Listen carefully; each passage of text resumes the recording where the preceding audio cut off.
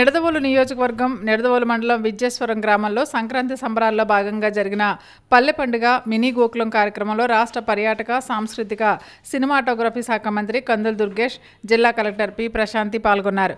గ్రామీణ సంస్కృతి సాంప్రదాయాల శోభతో ఏర్పాటు చేసిన వేడుకల్లో భాగంగా గోమాతకు సాంప్రదాయబద్ధంగా పూజలు నిర్వహించి మొక్కలు నాటారు. గ్రామస్తులతో కలిసి భోగిమంటలను సాంప్రదాయ పద్ధతిలో వెలిగించి వేడుకల్లో పాల్గొన్నారు.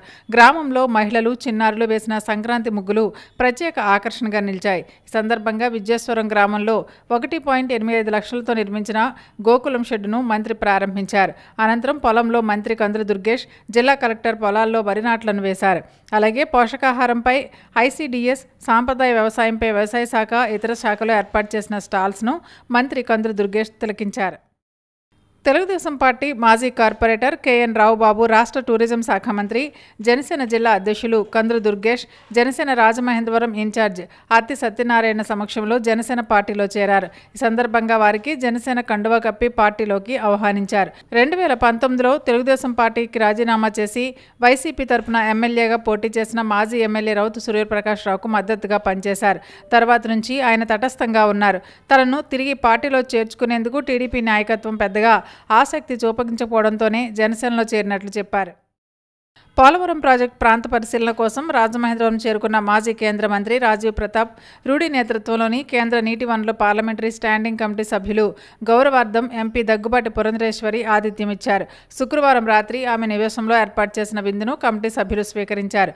ఆంధ్రప్రదేశ్ రాష్ట్ర పర్యాటక శాఖ మంత్రి కందుల దుర్గేష్, జిల్లా కలెక్టర్ ప్రశాంతి, ప్రభుత్వ ప్రత్యేక ప్రధాన కార్యదర్శి సాయి ప్రసాద్, రాజానగరం ఎమ్మెల్యే బత్తుల బలరామకృష్ణ తదితరులు కూడా విందులో పాల్గొన్నారు. సంక్రాంతి పండుగ సందర్భంగా ప్రయాణికుల రద్దీని తగ్గించడానికి దక్షిణ మధ్య రైల్వే చర్లపల్లి మరియు విశాఖపట్నం మధ్య అన్ని అన్రిజర్వ్డ్ కంపార్ట్మెంట్లతో కూడిన 16 జనసాధారణ స్పెషల్ రైళ్లను నడుపుతున్నట్లు దక్షిణ మధ్య రైల్వే అధికారులు తెలిపారు.